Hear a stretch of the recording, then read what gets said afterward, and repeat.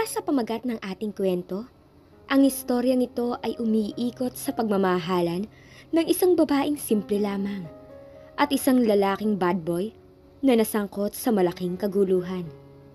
Hindi magawang iwan ng babae ang lalaking minamahal dahil sa paniniwalang magbabago ito. At sa huli, nagbago ito para sa kanya.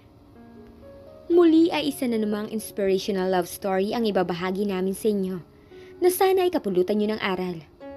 Ito ay pinamagatang The Bad Boy's Love. Written by our silent writer. Sa isang malamig na hapon, si Althea ay nakaupo sa isang maliit na cafe sa tabi ng kalsada. Palagi niyang ginagawa ito kapag kailangan niya mag-relax. Mahilig siya sa simpleng buhay. Kape, libro, at isang magandang tanawin ng mga naglalakad na tao.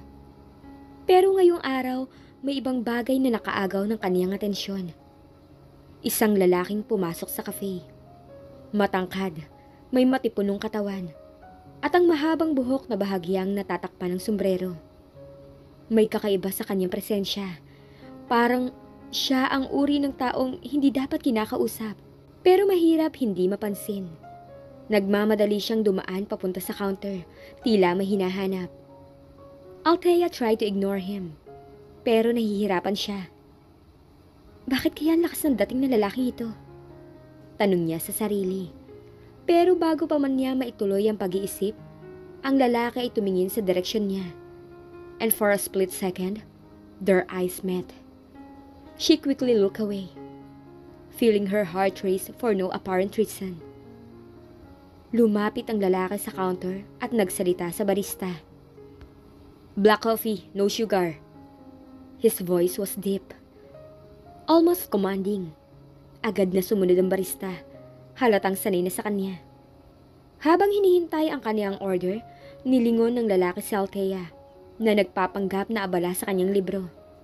Pero alam niyang nahuli na siya ng kanyang paningin. "Hey, ikaw yung lagi nandito, di ba?" He asked, his tone casual, but with an edge. Napatingala si Althea. Nagulat na siya ang kinausap na lalaki. Oo, I guess." Sagot niya, hindi sigurado kung paano sasagot. Ngumiti ang lalaki, a smirk that was both charming and dangerous. "I've seen you around. Palagi kang nagbabasa, pero never mo akong tiningnan ng diretsyo. Until now." Napalunok si Althea, trying to keep her composure. "I just like reading. Hindi ako mahilig makipag-usap sa mga estranghero." "Well, fair enough." Sabi ng lalaki habang inaabot ang kaniyang kape mula sa barista. "Pero ngayon, hindi na ako estranghero. I'm Lucas." "Althea," she replied softly, unsure if she should have given her name. "Nice to meet you, Althea," sabi ni Lucas, at may kung anong malalim sa kaniyang mga mata na tila nais niyang tuklasin. "Alam mo, interesting ka. Hindi ko alam kung bakit, pero gusto kitang makilala ng mas mabuti." Natawa si Althea, kahit hindi niya inaasahang magre-react ng ganon. "Really? Ako? Interesting?" "Oo," seryosong sagot ni Lucas, pero may halong biro sa kanyang mga mata. "You're the kind of girl na hindi mo basta-basta mababasa, kahit mahilig ka magbasa ng libro." Napatigil si Althea. There was something about Lucas, something she couldn't quite put her finger on. "And what about you? What makes you think na gusto rin kita makilala?" Lumapit si Lucas, huminto sa harapan ng mesa ni Althea. "Simple lang," he said, leaning closer, making her heart skip a bit. "Kasi gusto ko malaman kung anong meron sa isang tulad mo na tila ang hirap lapitan, pero nakakapukaw ng pansin." Napalunok muli si Althea. "Maybe because I'm not the type of girl na basta nagpapakilala." Lucas smiled, a grin that held secrets. "Maybe, but that just makes me more curious. Let's see how long you can keep that mystery." Tumayo si Lucas, at bago siya lumabas ng cafe, muli siyang tumingin kay Althea. "See you around, Althea," sabi niya bago tuluyang lumabas. Naiwan si Althea na naguguluhan. pero hindi maikakaila ang excitement na nararamdaman niya. Hindi niya alam kung anong meron kay Lucas, pero sigurado siyang hindi pa ito ang huling pagkikita nila. Kinabukasan, bumalik si Althea sa parehong cafe, pero ngayon hindi na siya kampante.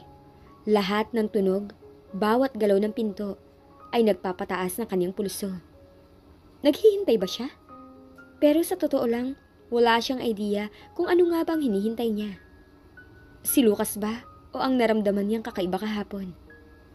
Nagsimula na siyang magbasa, ngunit ang isip niya ay palaging lumilipad pabalik sa kanilang unang pagtatagpo. His voice, his stare, the way he made her feel, parang hindi siya makapaniwala na isang araw lang ang nakalipas mula nang makita niya si Lucas. Bigla siyang napaisip. Bakit ba ako nag-aaksaya ng oras kakaisip sa isang estranghero? Tumingala siya sa pinto at para bang sinagot ng kapalaran ang kaniyang katanungan. Nakita niyang muling pumasok si Lucas sa cafe. This time, may kakaibang kumpiyansa si Lucas habang naglalakad papunta sa counter. Pero bago pa man siya makapag-order, bumaling siya kay Althea. Diretsyong tingin na parang alam na niyang nandun siya. Althea! Tawag niya. Tila pamilyar na sa pangalan niya, na para bang matagal na sila magkakilala. Walang pagbabasa ngayon? Ngumiti si Althea, sinubukang itago ang kaba. Nabasa ko na kasi ang librong dala ko kahapon. Sagot niya na bahagyang totoo pero higit sa lahat ay palusot lang. So I'm not distracting you then, sabi ni Lucas na nagdala ng isang simpleng kape sa mesa ni Althea. Walang paalam na umupo siya sa harap nito, na para bang likas na para sa kanya na gawin yun. So, ano na? Anong balita? Natigilan si Althea. Balita? Parang ang tagal na natin magkakilala kung makapagtanong ka. Tumawa si Lucas, isang mababang tawa na parang musika sa kanyang pandinig. Hindi mo ba nararamdaman? Minsan ang isang araw na pagkikita, mas matagal pa sa isang taon na pagkakaibigan. Natahimik si Althea, hindi sigurado kung paano sasagot. So, anong dahilan at nandito ka ulit? Hindi ka ba busy? Busy? Palagi. Sagot ni Lucas, tumingin sa labas ng bintana kung saan makikita ang mga taong naglalakad. Pero minsan, kailangan mo magpahinga at maghanap ng bago. Something different. At ikaw ang bago kong dahilan. Napalunok si Althea, hindi sigurado kung matutuwa o matatakot. You're really something. You know that? I get that a lot. Sagot ni Lucas, sumandal at pinagmasdan siya. Pero sa tingin ko, mas marami kang itinatago. And I want to know all about it. Naglaro ang mga mata ni Althea. Sinusuri kung seryoso ba siya o nagbibiro lang.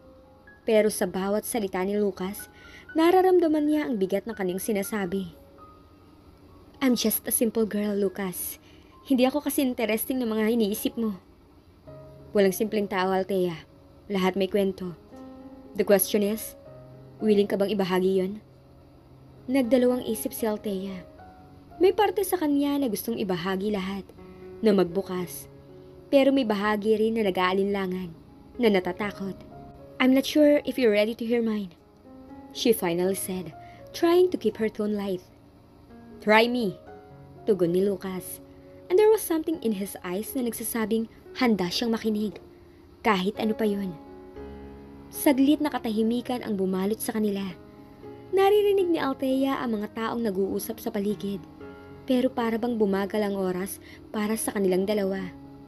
May kakaibang damdaming bumabalot sa kanya. Parang may magnetong humihila sa kanya papalapit kay Lucas. Kahit hindi niya alam kung dapat ba niyang sundin yun. Nagsalita siya, bagamat nagdadalawang isip. I'm not used to this, Lucas.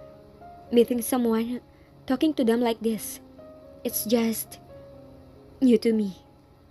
Ngumiti si Lucas, this time with a hint of warmth that softened his usual intense gaze. Well, it's new to me too. Hindi ako palaging ganito. Pero sa'yo, it feels right. Napangiti si Althea, kahit napakiramdam niya ay dapat siyang mag-ingat. Right? Sa dinami-dami ng taong pwede mong lapitan, bakit ako? I could ask the same. Sabi ni Lucas. Sinsero ang mga mata. Bakit ako? Out of all the people na pwedeng lumapit sa'yo, bakit hinayaan mo ako umupo dito? Napatigil si Althea. Wala siyang masagot. Hindi rin niya alam kung bakit. I don't know. Amin niya. Isang bagay na hindi niya inaasahan. Maybe because you didn't really give me a choice. Natawa si Lucas. Fair point. Pero wala na tayong magagawa. Nandito na ako. So, let's make the most out of it. Make the most out of it? Anong ibig mong sabihin? Lucas took a sip of his coffee, his gaze never leaving her. Simple lang, let's talk. Hindi ko alam kung anong magiging ending nito. Pero sigurado akong interesting ang magiging kwento. For the first time, Althea felt a sense of excitement mingled with fear. She didn't know what was happening, but she knew one thing. She was about to start a journey that could change everything. And the crazy part was, she didn't want to stop it. Nagsimula silang mag-usap tungkol sa mga simpleng bagay. Mga paboritong pagkain, mga lugar na gustong puntahan, mga pangarap na hindi pa natutupad. Sa bawat salita, unti-unting bumababa ang pader ni Althea at nararamdaman niya ang koneksyon sa pagitan nila. Si Lucas, kahit anong misteryoso, ay may mga simpleng gusto rin pala sa buhay. Pero sa likod ng kanyang mga ngiti, alam niyang may tinatago pa rin ito. As the conversation went deeper, they started talking about more personal things. Althea shared how she always felt out of place in crowds, how she preferred the company of books over people. Lucas, on the other hand, admitted that he's been running away from something, though he didn't specify what. Running away? From what? Tanong ni Althea, curious but cautious. Someone, Lucas replied, looking away.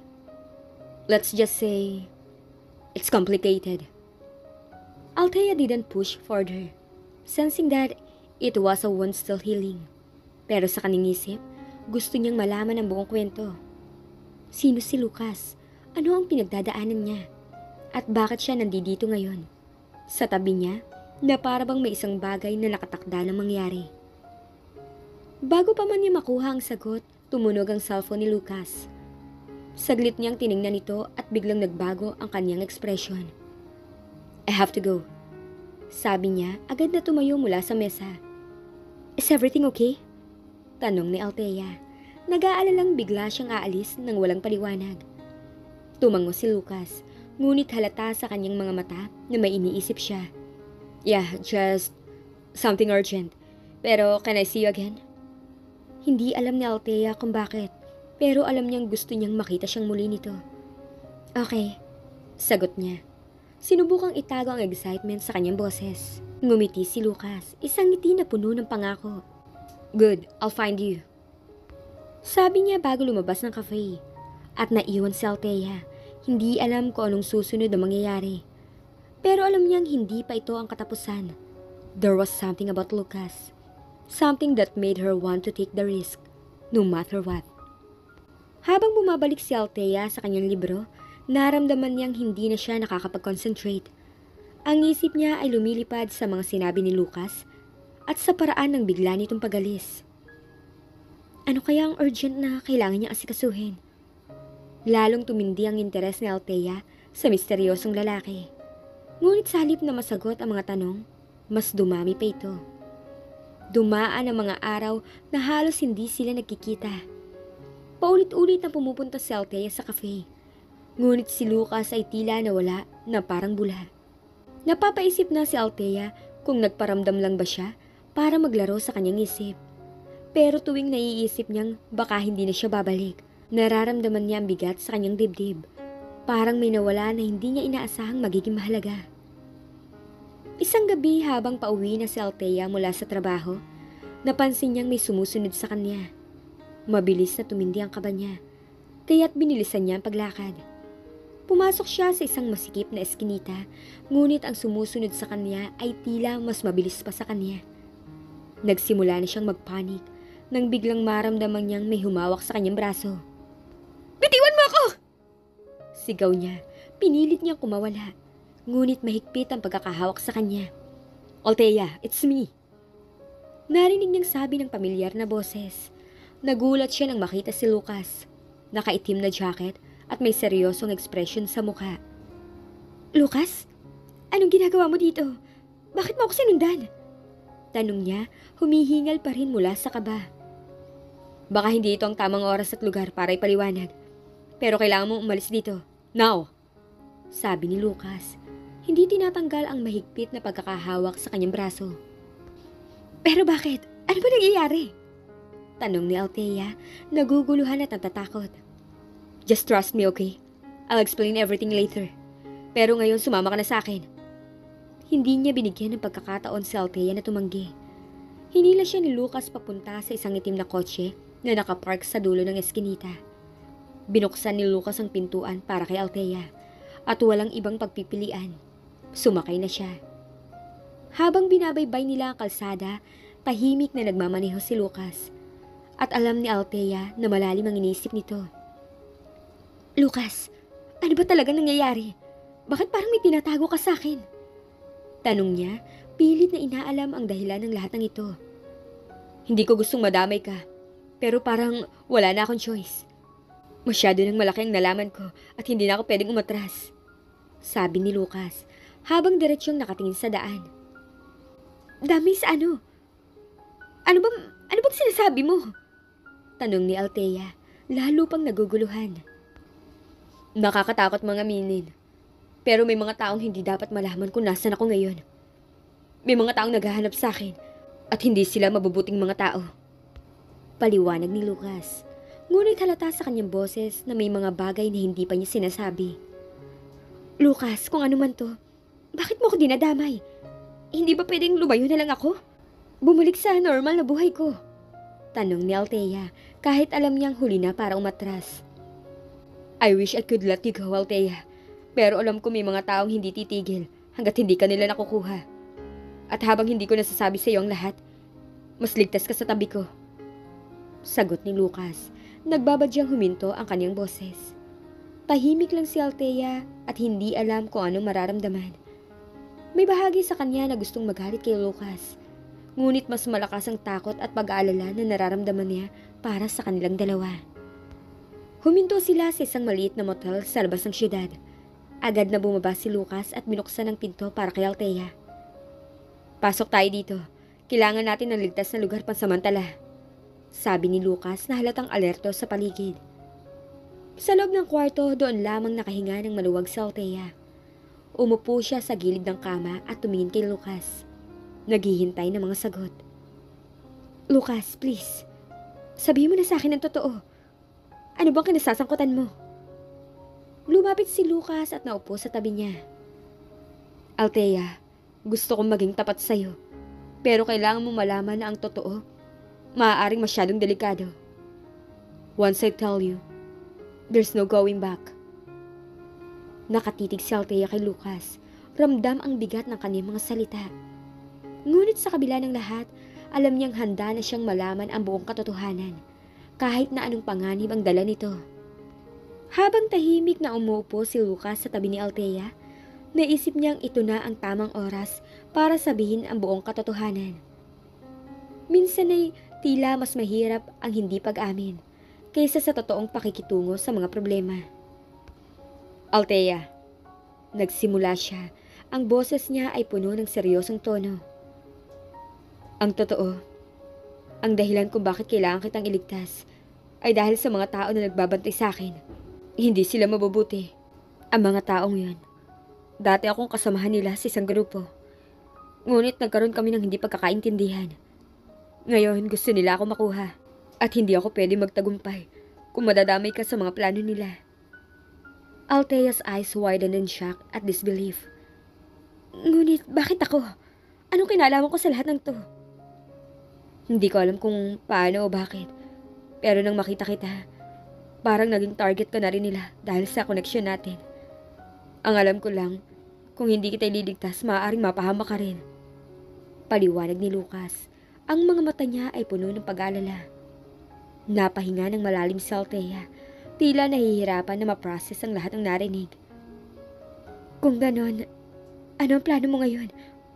Paano natin malalampasan to? Wala tayo masyadong oras. Sabi ni Lucas. Tumayo at naglakad papunta sa bintana. Pero may mga kakilala akong makakatulong sa atin. Kailangan natin makipag-ugnayan sa kanila para magplano kung paano tayo makakaligtas. Makakatulong? Sino ang mga tao mong ito? At paano natin sila mahahanap? Tanong ni Althea. Nag-aalala at gusto nang malaman ang lahat ng detalye. May mga contacts ako sa labas ng syudad. Mga dating kasama ko na maaari kong pagkatiwalaan. Sagot ni Lucas. Naglalakad-lakad sa kwarto habang iniisip ang susunod na hakbang. Pero kailangan natin maging maingat. Baka may mga tao silang tinatrabaho para sa kanila na maaaring makakita sa atin. Mabilis na nag-organisa si Lucas habang binabalikan ang mga nakaraang kontak. Ibinahagi niya kay Althea ang mga detalye ng kanilang plano. Ang mga oras nila ay puno ng pag-aalala, ngunit may halong determinasyon. Sa isang bahagi ng kwarto, sinubukan ni Althea na magpakatatag. Sige Lucas, sabihin mo lang kung ano ang kailangan kong gawin. I need you to stay close and follow my lead. Pero sa lahat ng ito, huwag mong kalimutan na ang kaligtasan mo ang pangunahing layunin ko. Sabi ni Lucas. Sinusubukang mapanatili ang kanyang tono ng kalmado. At kung sa tingin mo may panganib, sabihin mo agad sa akin. Nagpatuloy sila sa pagpaplano. Naiwan silang magkasama sa kwarto na may magkahalong takot at pag-asa. Ang bawat minuto ay tila napakahalaga. Ang oras na lumipas ay puno ng mga estratehiya at pag-aalala. Ngunit kahit paano, ang kanilang relasyon ay nagsimulang maging mas malalim sa gitna ng mga pagsubok. Isang gabi pagkatapos ng maraming pag-uusap at paghahanda, si Lucas at Althea ay naglakbay patungo sa isang remote na lugar kung saan maaari silang makipagkita sa mga kontak ni Lucas. Ang paglalakbay na yon ay puno ng mga panganib. Ngunit umaasa sila na ang mga hakbang na kanilang ginagawa ay magiging daan patungo sa isang mas ligtas na hinaharap. Habang pauwi na sila mula sa isang tense na pagpupulong sa isang kakilala ni Lucas, nagkaroon ng pagkakataon si Althea na ipahayag ang kanyang saloobin. Magkasama silang nakaupo sa loob ng kotse. Ang daan ay tahimik at ang tanging tunog ay ang malalim nilang paghinga. Do we really need to leave?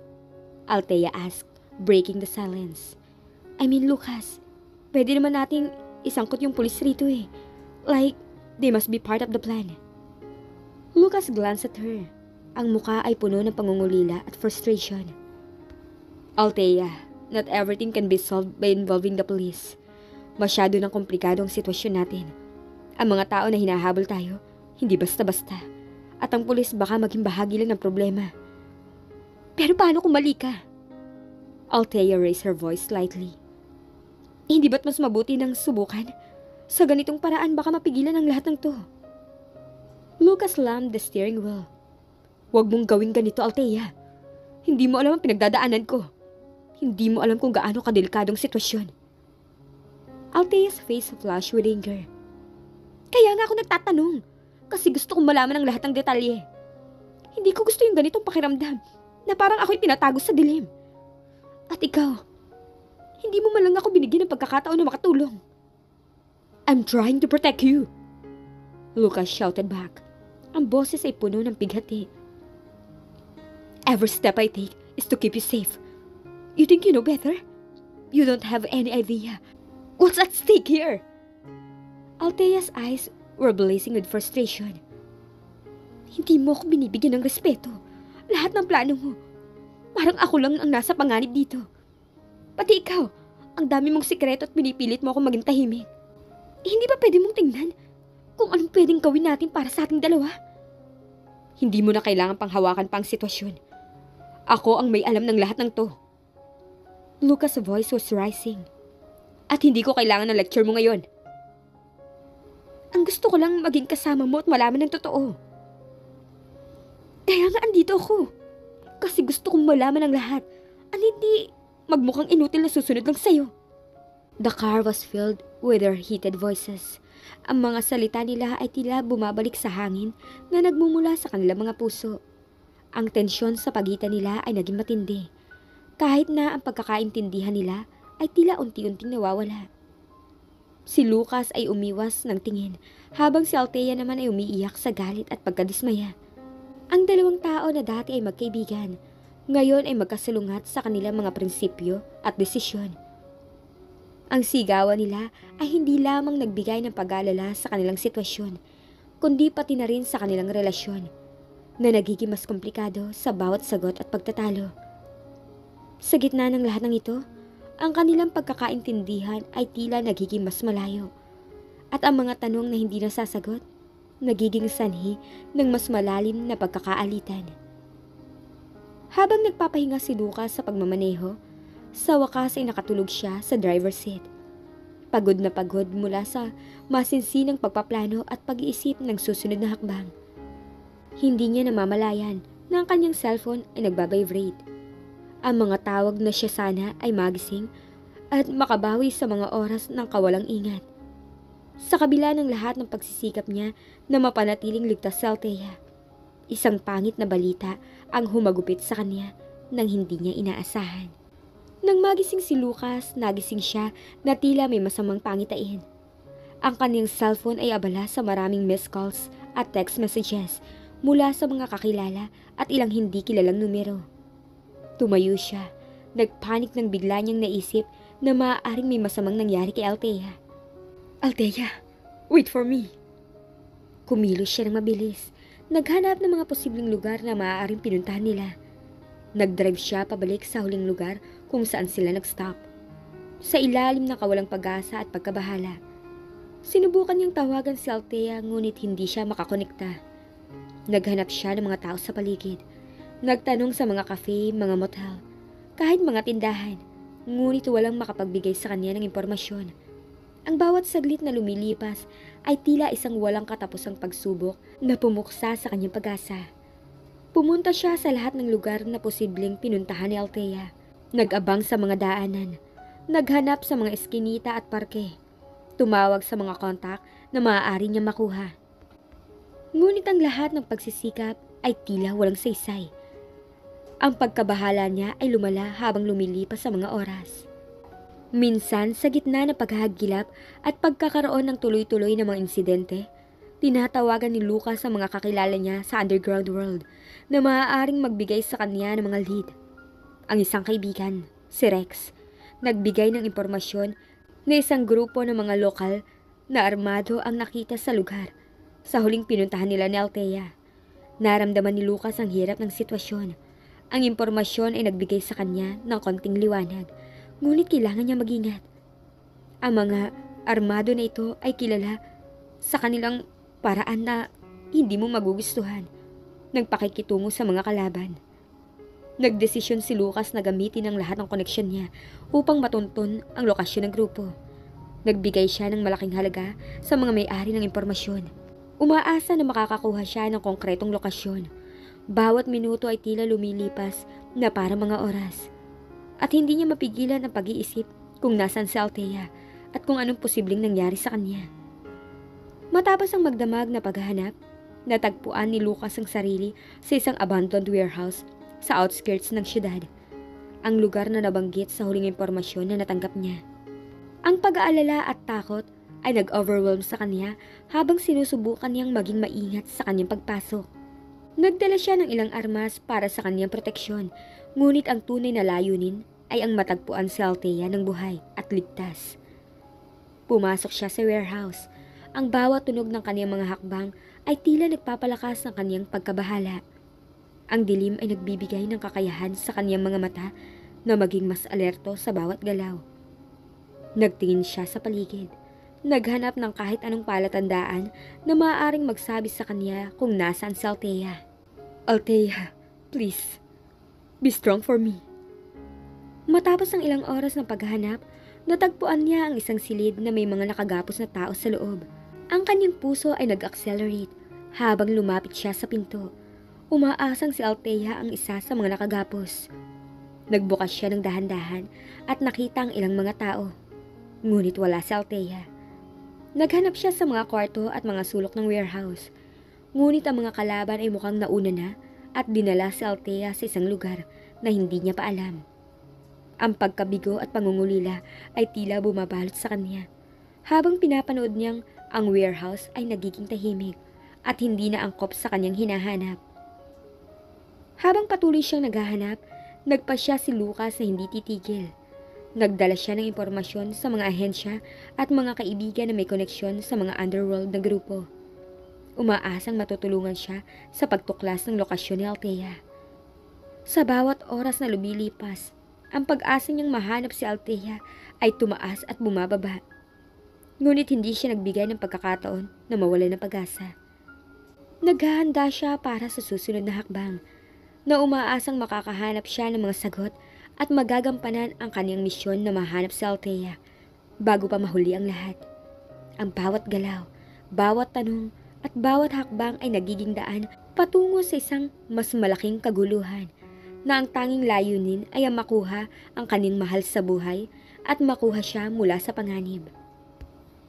Sa gitna ng madilim na warehouse, nagising si Lucas sa kanyang cellphone na nag-vibrate. Tumanggap siya ng isang text message na nagpapahiwatig ng isang malubhang banta. Kung tatawag ka ng pulis, aalisan namin ang buhay ang babae mo. Magdesisyon ka na. Ang mensahe na yon ay tumama sa kanya tulad ng isang saksak. Wala na siyang oras para magduda o mag-isip. Tinanggal niya ang mga plano niyang makipag-ugnayan sa pulis at nagdesisyon na magpunta sa lugar kung saan maaaring matagpuan ang grupo na humahawak kay Althea. Habang nagmamaneho, nag-iisip siya ng mga posibilidad. May isang pangalan na hindi niya maaalis sa kanyang isipan. Oscar, ang leader ng grupo na nagbanta sa kanya. Ang pagkakaroon ng direktang pag-uusap kay Oscar ay tila ang tanging opsyon na mayroon siya. Nang dumating siya sa isang abandoned warehouse sa layo ng syudad, nakita niya si Oscar na nag-aabang sa kanya sa loob ng isang lumang silid. Ang mga mata ni Oscar puno ng paghamon habang siya ay nakatayo sa gitna ng silid. Ang mga kasama niyang armado ay nagmamasid. Lucas, sabi ni Oscar, ang boses ay puno ng kabangisan. Ang unang paksa natin ngayon, kung bakit mo pinili na mag-isa. Si Lucas, na puno ng galit at pagkabahala, ay humakbang papunta kay Oscar. Bakit? Kasi wala akong ibang choice. Hindi ko kayang ipagsapalaran ang buhay ni Althea para sa iyong kapritsyo. Aha, hindi ba't dapat mo ring isipin ang sarili mong buhay? Oscar said with a smirk. Walang magagawa ang pulis. Hindi mo sila magagamit para iligtas siya. Hindi rin ikaw, Lucas. Walang ibang makakagawa ng desisyon para sa akin. Lucas shouted back, his voice echoing in the empty warehouse. Kung may plano ka makuha si Althea, ako ang unang haharap sa'yo. Oscar laughed mockingly. At sino ka para makialam? Ang mga pulis. Hindi makapagbibigay sa'yo ng solusyon. Ako lang ang magdadala ng katarungan dito. Hindi mo alam kung gaano ko kamahal si Althea.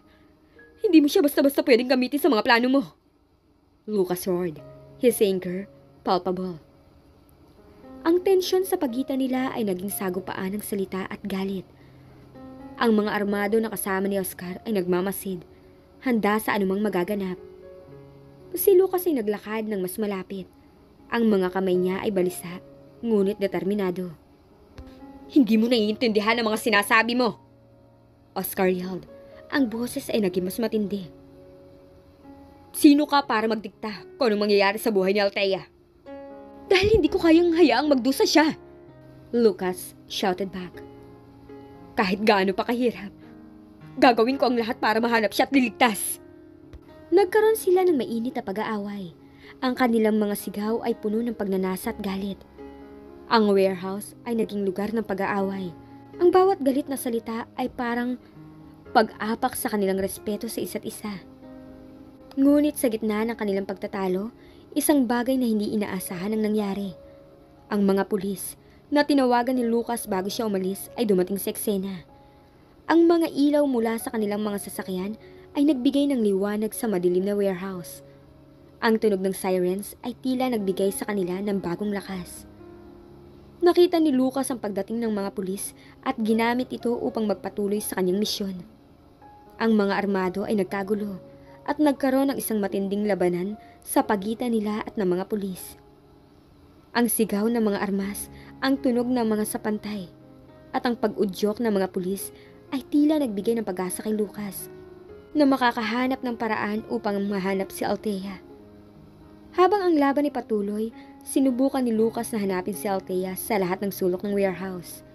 Naghanap siya ng kahit anong palatandaan na maaaring magturo sa kanya sa lugar kung nasaan si Althea. Ang bawat hakbang na ginawa niya ay puno ng pag-asa na makakahanap siya ng paraan upang iligtas siya mula sa panganib. Sa wakas natagpuan ni Lucas si Althea sa isang madilim na kwarto, nakagapos at nanghihina. Ang kanyang puso ay tumalon sa saya habang tinatanggal ang mga pisi na nagbubuklod sa kanya. "Althea!" he cried out. Ang boses ay puno ng pag-asa at pagkabahala. "Tama na, ligtas ka na." Ang mga pulis ay nagbigay ng suporta. Sinigurado ang lugar at inaksyonan ang mga armado na nagdulot ng panganib. Sa wakas, si Althea ay nasa mga kamay na ni Lucas. Ngunit ang laban ay hindi pa natatapos. Habang naglalakbay sila palayo sa warehouse, nagpasalamat si Althea kay Lucas sa kabila ng lahat ng pinagdaanan nila. Ang pag-ibig nila ay tila nagiging mas malalim sa kabila ng mga pagsubok na kanilang dinaranas. Ngunit ang kwento nila, patuloy na naglalakbay sa landas ng pag-ibig, tapang at katatagan. Nang matapos ang matinding labanan sa warehouse, tinulungan ni Lucas si Althea na makalabas ng ligtas mula sa lugar. Ngunit habang sila ay nagmamaneho papunta sa bagong ligtas na lugar, ang tensyon sa kanilang pagitan ay nagsimulang lumitaw. Ang mga emosyon ni Althea na nagbubuhos ng sama ng loob at pagod mula sa nangyari ay nag-uumapaw sa kanyang puso. Pagdating nila sa bagong lugar, nahulog ang mga pangarap ni Althea. Ang bawat galit na salita ay tila pumupukaw sa kanyang galit kay Lucas. Habang nagbubuklat sila ng mga gamit at nag-aayos ng kanilang bagong pwesto, si Althea hindi mapigilan ang paglalabas ng kanyang nararamdaman. "Lucas, hindi mo ba naiisip ang ginawa mo?" Althea shouted. Ang kanyang boses ay puno ng pag-aalala at pood. "Bakit kailangan mong magdesisyon ng mag-isa? Ang nangyari sa akin dahil sa mga pagkakamali mo." "Naghahanap ka ba ng masisisi, Althea?" Lucas countered. Ang boses ay tila puno ng galit at pagkabahala. "Hindi ko naman ginusto na mangyari to. Gusto ko lang na iligtas ka." "Pero paano kung ikaw ang dahilan kung bakit nangyari ito?" Althea retorted. Ang mga luha ay umaagos mula sa kanyang mga mata.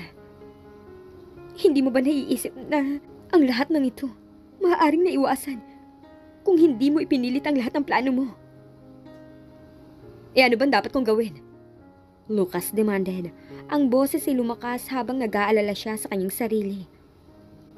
"Ibigay na lang sa iyo ang lahat ng kontrol?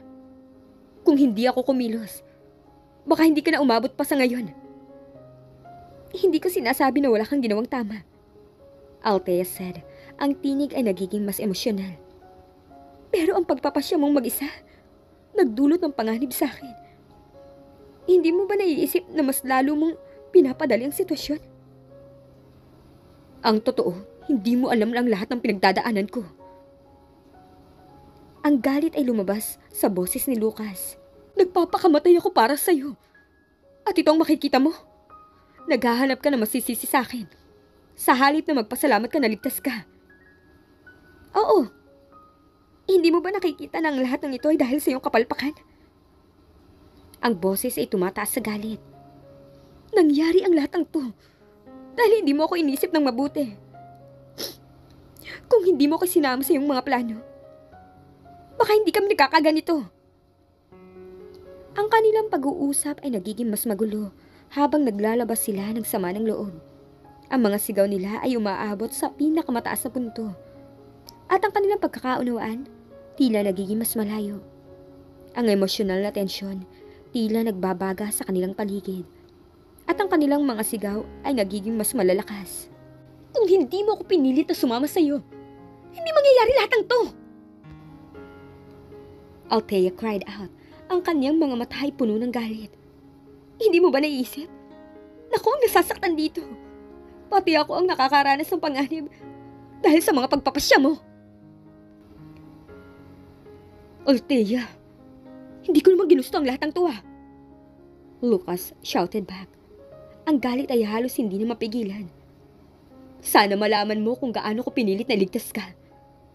Hindi mo alam kung gaano kahirap ang ginagawa ko para sa'yo. Well, hindi mo rin naiisip kung gaano kabigat ang dinaranas ko. Althea snapped. Ang kanyang tinig ay puno ng puot at pag-aalala. Bakit hindi mo iniisip ang nararamdaman ko? Sa halip na puro ikaw lang ang iniisip mo. Anong gusto mo? Lucas yelled. Ang pag-aalala ay lumalabas sa kanyang boses. Gusto mo ba akong mag-sorry sa lahat ng nangyari? Gusto mo bang magpadala ako sa mga armado na yon? Ano? Ano pang gusto mong gawin ko? Ang gusto ko lang, mapagtanto mo na hindi lang ikaw ang may pinagdaraanan. Hindi mo naiintindihan ang takot at sakit na nararamdaman ko ngayon. Hindi mo alam kung paano ko nahihirapan dahil sa mga desisyon mo. Althea shouted. Ang kanyang mga luha ay patuloy na umaagos. Ang kanilang sigawan ay patuloy na lumalala habang ang emosyonal na pag-aaway ay tumatagal. Ang kanilang relasyon tila nasa bingit ng pagkawasak habang patuloy nilang binubuhos ang kanilang galit at pagkabahala sa isa't isa. Ang hindi pagkakaintindihan ay tila umabot sa kanilang mga puso at ang kanilang pag-aaway nagiging mas matindi na. Ang hangin sa paligid nila nagiging mabigat sa tensyon at ang kanilang mga sigaw ay tumatagos sa mga pader ng kanilang pwesto. Ang bawat salita tila isang suntok sa kanilang relasyon at ang kanilang pag-aaway ay nagiging isang malalim na pagsubok sa kanilang pagmamahalan. Pagkatapos ng matinding pag-aaway, parehong pagod at emosyonal na pagod sina Lucas at Althea. Ang tensyon sa hangin tila hindi na mapapawi. Ngunit sa kabila ng lahat, may isang bagay na hindi pa rin nila kayang ipagbolang bahala. Ang pagmamahal nila sa isa't isa. Habang ang kanilang mga sigaw ay unti-unting humuhupa, si Althea ay nahulog sa isang sulok ng kanilang bagong pwesto. Umiiyak ng tahimik. Ang mga luha niya ay nagsasalita ng sakit at pagkabigo. Ang puso ni Lucas ay nagdurusa habang pinagmamasdan ng babae na mahal niya.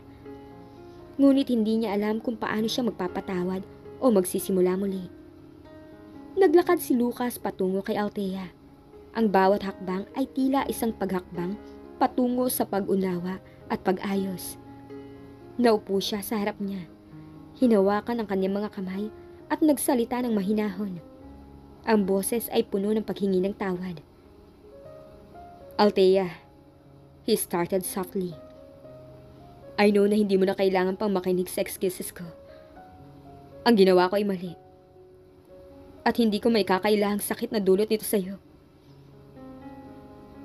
Nagsosorry ako sa lahat ng nangyari. Ngunit hindi pa rin umaalis ang galit sa mga mata ni Althea. Hindi sapat ang sorry, Lucas. Hindi mo ba naiintindihan ang pinagdaraanan ko? Bawat sandali, ang takot at pangamba. Hindi mo yun naisip. Althea, mahal kita.